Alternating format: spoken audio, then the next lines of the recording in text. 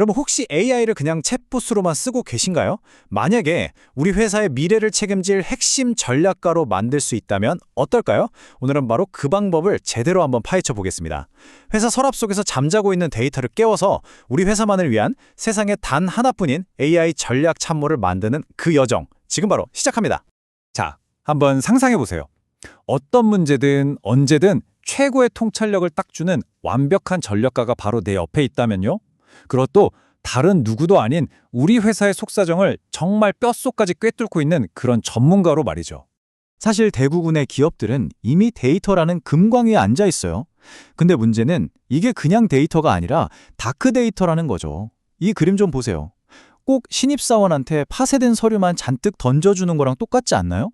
그러니까 그냥 파일만 잔뜩 올린다고 해서 AI가 알아서 똑똑해지는 건 절대 아니라는 겁니다.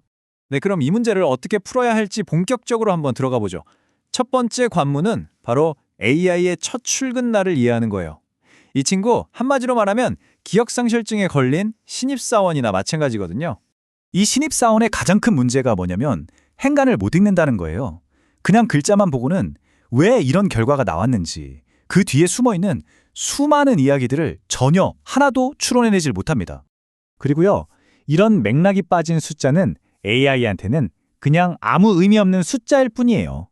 예를 들어서 매출이 10% 올랐다. 이 사실 하나만 가지고는 다음 분기 전략을 짤 수 없는 거랑 똑같은 거죠. 그래서 우리한테 지금 필요한 건 바로 더 나은 번역가입니다. 우리가 가진 비즈니스 지식을 AI가 알아들을 수 있는 언어로, 아주 체계적인 언어로 번역해주는 과정. 이게 바로 핵심입니다. 자, 이제 AI를 위한 최고의 온보딩 프로세스, 그러니까 데이터를 진짜 지식으로 바꾸는 데이터 인젝션에 대해서 자세히 알아보겠습니다. 이 데이터 인젝션은 아주 체계적인 3단계로 이루어지는데요. 바로 해체, 재구성, 그리고 정의입니다. 딱 이 3단계만 제대로 거치면 AI가 드디어 우리 회사 전문가로 다시 태어날 수 있는 거죠. 첫 번째 단계는 해체입니다. 이건 뭐냐면 기존 문서에 있는 온갖 화려한 포장지나 꾸밈 같은 것들을 싹 걷어내고요. 오직 알맹이, 그러니까 핵심적인 사실, 숫자, 주장만 정확하게 발라내는 작업이라고 보시면 돼요. 두 번째 단계는 재구성입니다. 와, 여기서부터가 진짜 중요합니다. 아까 발라낸 그 사실들을 논리적인 인과관계로 하나하나 엮어주는 거예요. 왜 그런 결과가 나왔는지를 명확하게 설명해주는 거죠. 이게 바로 AI에게 맥락을 심어주는 핵심 과정입니다. 그리고 마지막 세 번째는 정의입니다. 우리 회사 사람들끼리만 아는 프로젝트 이름, 줄임말, 우리만의 비즈니스 용어 같은 것들을 AI에게 하나하나 가르쳐주는 거죠. 말하자면 우리 회사 전용 사전을 만들어주는 거랑 똑같아요. 자, 이렇게 완벽한 온보딩 프로세스를 다 거치고 나면요, AI는 이제 어리바리한 인턴이 아니라 진짜 우리 회사 전문가로 완벽하게 변신하게 됩니다. 그리고 이게 정말 핵심인데요. 우리는 AI 전략 위키라는 걸 만들어야 합니다. 이건 AI의 영구적인 지식 창고, 그러니까 AI의 뇌에 장기 기억 장치를 만들어주는 거예요. 노션 같은 걸로 아주 쉽게 만들 수 있고요. AI는 앞으로 무슨 일을 하던 이 디지털 도서관을 계속 참고하게 될 겁니다. 물론 사람처럼 계속 Q&A도 하고 피드백도 주면서 디지털 OJT, 즉 실무 훈련도 꾸준히 시켜줘야 하고요. 자, 그럼 여기서 딱 한 단계만 더 나아가 볼까요? 조언자 한 명으로 만족할 게 아니라 아예 가상의 임원진, 즉 AI 이사회를 만들어 버리는 겁니다. 이렇게 하면 리더의 확증 편향을 막아주는 정말 강력한 무기가 될 수 있거든요. 첫 번째 멤버는 최고 전략 책임자 CSO입니다. 마치 20년차 베테랑 컨설턴트처럼 우리 비즈니스 모델의 논리적인 허점은 없는지 매의 눈으로 찾아내고 경쟁사의 공격에 대한 방어 논리를 착착 세워주죠. 두 번째 멤버는 최고 재무 책임자 CFO입니다. 이 친구는 아주 보수적인 투자자 관점에서 접근해요. 겉으로 보이는 화려한 지표보다는 실제 수익이나 현금 흐름을 따지고 조금이라도 무리한 예산 집행이 보이면 가차없이 경고를 날립니다. 마지막으로 최고 마케팅 책임자 CMO입니다. 시장 트렌드에 엄청나게 민감한 마케터의 시선으로 철저하게 고객 입장에서 우리 제품이 진짜 매력적인지 냉정하게 검증하고 이게 바이럴이 될 수 있을지 그 가능성을 분석합니다. 자, 그럼 이 든든한 이사회를 어떻게 써먹어야 할까요? 방법은 간단합니다. 다중 페르소나 토론을 시키는 거예요. 이 똑똑한 친구들을 서로 막 논쟁하게 만드는 거죠.